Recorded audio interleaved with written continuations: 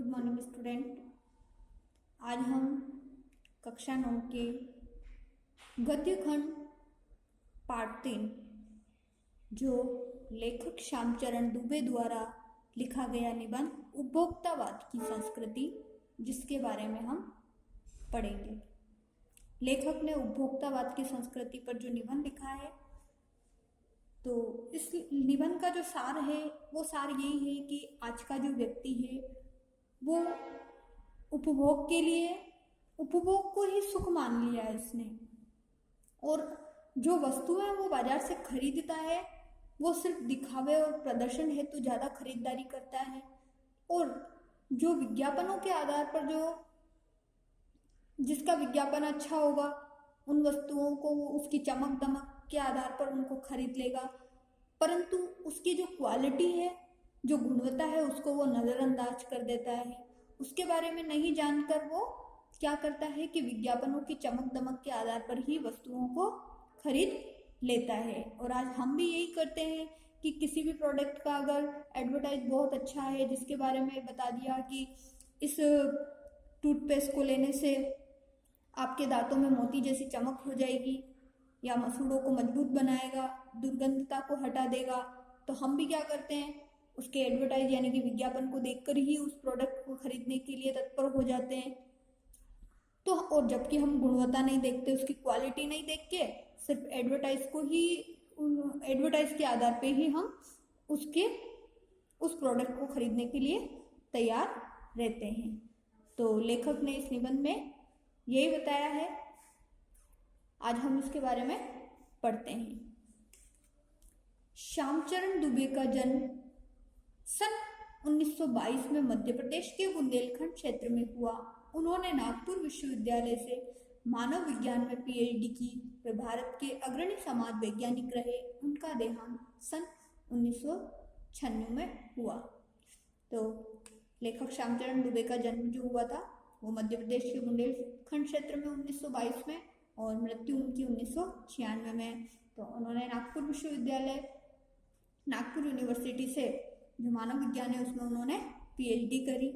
उनकी जो कुछ रचनाएं हैं वो इस प्रकार हैं: मानव और संस्कृति, परंपरा और इतिहास बोध, संस्कृति तथा शिक्षा, समाज और भविष्य, भारतीय ग्राम, संक्रमण की पीड़ा, विकास का समाजशास्त्र, समय और संस्कृति। हिंदी में उनकी प्रमुख पुस्तकें हैं। तो ये उनकी प्रमुख पुस्तकें, प्रमुख रचनाएं। प्रोफेसर दुबे ने विभिन्न विश्वविद्यालयों में अध्यापन किया तथा अनेक संस्थानों में प्रमुख पदों पर रहे। जीवन, समाज और संस्कृति के ज्वलंत विषयों पर उनके विश्लेषण एवं स्थापनाएं उल्लेखनीय है। भारत की जनजातियां और ग्रामीण समुदायों पर केंद्रित उनके लेखों ने वृहत समुदाय का ध्यान आकर्षित किया। वे जटिल विचारों को तार्किक विश्लेषण के साथ सहज भाषा में प्रस्तुत करते हैं। तो ये लेखक का परिचय हुआ, जो कि उन्होंने कठिन विचारों को भी सरल और तर्क के माध्यम से प्रस्तुत किया है। और कई विश्वविद्यालयों में उन्होंने अध्यापन किया। कई विश्वविद्यालयों में निम्न पदों पर रहते हुए उन्होंने कार्य किया। तो ये हमने लेखक का जीवन परिचय पढ़ा था। आज हम उनके द्वारा लिखे गए निबंध उपभोक्तावाद की संस्कृति के बारे में पढ़ते हैं। उपभोक्तावाद की संस्कृति, आइए पाठ का कुछ सार देख लेते हैं। उपभोक्तावाद की संस्कृति निबंध बाजार की गिरफ्त में आ रहे समाज की वास्तविकता को प्रस्तुत करता है। लेखक का मानना है कि हम विज्ञापन की चमक दमक के कारण वस्तुओं के पीछे भाग रहे हैं, हमारी निगाहें गुणवत्ता पर नहीं है। तो हम क्या करते हैं कि वस्तुओं के जो विज्ञापन होते हैं और उनकी चमक दमक अर्थात जो विज्ञापन हमें दिखाई दिए जाते हैं, उन्हीं विज्ञापनों के कारण हम क्या करते हैं, जो प्रोडक्ट होते हैं, जो वस्तुएं होती हैं, उनको खरीदने के लिए तत्पर रहते हैं, परंतु उनकी क्या क्वालिटी, क्या गुणवत्ता है वो नहीं देखते। संपन्न और अभिजन वर्ग द्वारा प्रदर्शन पूर्ण जीवन शैली अपनाई जा रही है, जिससे सामान्य जन भी ललचाई निगाहों से देखता है। यह सभ्यता के विकास की चिंताजनक बात है जिसे उपभोक्तावाद ने परोसा है। लेखक की यह बात महत्वपूर्ण है कि जैसे जैसे वह दिखावे की संस्कृति फैलेगी, सामाजिक अशांति और विषमता भी बढ़ेगी। तो लेखक के कहने का मतलब ये है कि कई बार ऐसा होता है कि जो अच्छे वर्ग से बिलोंग करते हैं, जो अमीर घराने के लोग होते हैं, वो क्या करते हैं कि अच्छे प्रोडक्ट तो तुरंत खरीद लेते हैं, लेकिन उनको देखकर निम्न वर्ग के जो लोग होते हैं वो भी ललचाते हैं कि काश हम भी इन प्रोडक्ट को या इन वस्तुओं को खरीद पाते, परंतु नहीं खरीद पाते हैं वो लोग। और इस प्रकार से लेखक के कहने का मतलब ये जो दिखावे की अगर संस्कृति फैलती है समाज में, तो समाज में अशांति भी फैलेगी और भेदभाव भी बढ़ेगा। उपभोक्तावाद की संस्कृति, धीरे धीरे सब कुछ बदल रहा है, एक नई जीवन शैली अपना वर्चस्व स्थापित कर रही है। उसके साथ आ रहा एक नया जीवन दर्शन, उपभोक्तावाद का दर्शन उत्पादन बढ़ाने पर जोर है। चारों ओर यह उत्पादन आपके लिए है, आपके उपभोग के लिए, आपके सुख के लिए। सुख की व्याख्या बदल गई, उपभोग भोग ही सुख है। एक सूक्ष्म बदलाव आया है नई स्थिति में। उत्पाद तो आपके लिए है, पर आप यह भूल जाते कि जाने अनजाने आज के माहौल में आपका चरित्र भी बदल रहा है और आप उत्पाद को समर्पित होते जा रहे हैं।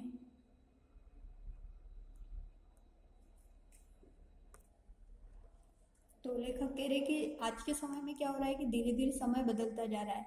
हमने क्या कर लिया है कि जो नई जीवन शैली है वो उपभोग को ही हमने अपनी नई जीवन शैली मान लिया है। हमने जो अपना सुख है वो किसे मान लिया, सिर्फ और सिर्फ उपभोग को ही। एक छोटा सा बदलाव आया नई स्थिति में कि उत्पाद तो आपके लिए है, पर आप यह भूल जाते कि जाने अनजाने आज के माहौल में आपका चरित्र भी बदल रहा है। उत्पाद यानी कि जो तैयार रेडीमेड जो चीजें मिलती है, हम लोग क्या करते हैं, उन पर ज्यादा अट्रैक्ट हो जाते हैं और उसके साथ साथ हमारा चरित्र भी बदल रहा है। विलासिता की सामग्री से बाजार भरा पड़ा है, जो आपको लुभाने की जी तोड़ कोशिश में निरंतर लगी रहती है। दैनिक जीवन में काम आने वाली वस्तुओं को ही लीजिए, जैसे टूथपेस्ट चाहिए, यह दांतों को मोती जैसा चमकीला बनाता है, यह मुंह की दुर्गंध हटाता है, यह मसूड़ों को मजबूत करता है और यह पूर्ण सुरक्षा देता है। वह सब करके जो 3-4 पेस्ट अलग अलग करते हैं, किसी पेस्ट का मैजिक फॉर्मूला है, कोई बबूल या नीम के गुणों से भरपूर है, कोई ऋषि मुनियों द्वारा स्वीकृत तथा मान्य वनस्पति और खनिज तत्वों के मिश्रण से बना है। जो चाहे चुन लीजिए। यदि पेस्ट अच्छा है तो ब्रश भी अच्छा होना चाहिए। आकार, रंग, बनावट, पहुंच और सफाई की क्षमता से अलग अलग एक से बढ़कर एक। मुंह की दुर्गंध से बचने के लिए माउथ वॉश भी चाहिए। सूची और भी लंबी हो सकती है। इतनी चीजों का ही बिल काफी बड़ा हो जाएगा, क्योंकि आप शायद बहुविज्ञापित और कीमती ब्रांड खरीदना ही पसंद करें। सौंदर्य प्रसाधनों की भीड़ तो चमत्कृत कर देने वाली है। सौंदर्य प्रसाधन मतलब जो सुंदरता को बढ़ाने के लिए जो प्रोडक्ट मार्केट में बताए जाते हैं, तो उसके लिए तो भीड़ पड़ी रहती है, यानी कि उसको खरीदने के लिए लोग तत्पर रहते हैं, चाहे वो उसकी क्वालिटी में अच्छी हो या ना हो। फिर भी जैसे ही हमने उसका विज्ञापन पढ़ा, देखा, हम उसको खरीदने के लिए तत्पर रहते हैं।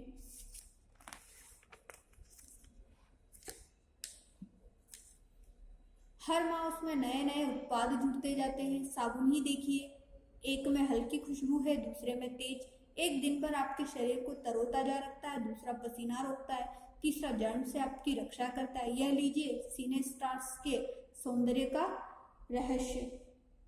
सिने स्टार्स मतलब सिनेमा के शीर्ष व्यक्ति, जो कि हमारे फिल्म स्टार्स हैं, उनके लिए उनका मनपसंद साबुन। सच्चाई का अर्थ समझना चाहते हैं, यह लीजिए। शरीर को पवित्र रखना चाहते हैं, यह लीजिए शुद्ध गंगाजल में बनी साबुन।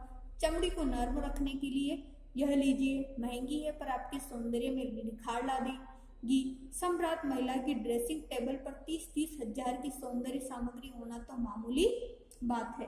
तो सम्राट मतलब कि जो प्रतिष्ठित महिलाएं जो होती है, फेमस जो महिलाएं होती है, चाहे वो हम एक्टर्स में ले लें, हीरोइनों के लिए भी ले लेंगे, तो लेखक के कहने का मतलब ये कि उन लोगों जो पैसे वाले लोग होते हैं कि उनके तो 30-30 हजार रुपए की जो सौंदर्य सामग्री होती है वो खरीदना उनके लिए बहुत एक जैसे कि कोई मामूली बात हो। पेरिस से परफ्यूम मंगवाइए, इतना ही और खर्च हो जाए, ये प्रतिष्ठा चिन्ह है। समाज में आपकी हैसियत जताते हैं। पुरुष भी इस दौड़ में पीछे नहीं है। पहले उनका काम साबुन और तेल से चल जाता था, आफ्टर शेव और कॉलोन बाद में आए। अब तो इस सूची में दर्जन 2 दर्जन चीजें और जुड़ गई है। तो लेखक कहना चाहते हैं पहले तो इस दौड़ में सिर्फ और सिर्फ महिलाएं थी, लेकिन अब तो पुरुष भी पीछे नहीं रहते। वो भी दिखावा के लिए एक से एक जैसे परफ्यूम खरीदना, पहले तो उनका काम सिर्फ साबुन और तेल से चल जाता था, सेव और कॉलर ये सब चीजें बाद में आई है। तो धीरे धीरे क्या हो रहा है कि ये चीजें बढ़ती जा रही है और हम लोग क्या करते हैं कि बिना क्वालिटी के देखे सिर्फ और सिर्फ विज्ञापनों के आधार पर ही प्रोडक्ट खरीदने पर तुले रहते हैं, तत्पर रहते हैं। तो किस प्रकार से हमने देखा कि लेखक ने बताया कि सिर्फ और सिर्फ विज्ञापनों के आधार पर ही बाजार में होड़ाहोड़ी मची हुई है। तो आज हम यहीं तक पढ़ेंगे। आज का जो आपका होमवर्क है वो कवि परिचय है। नेक्स्ट हम अगली क्लास में पढ़ेंगे।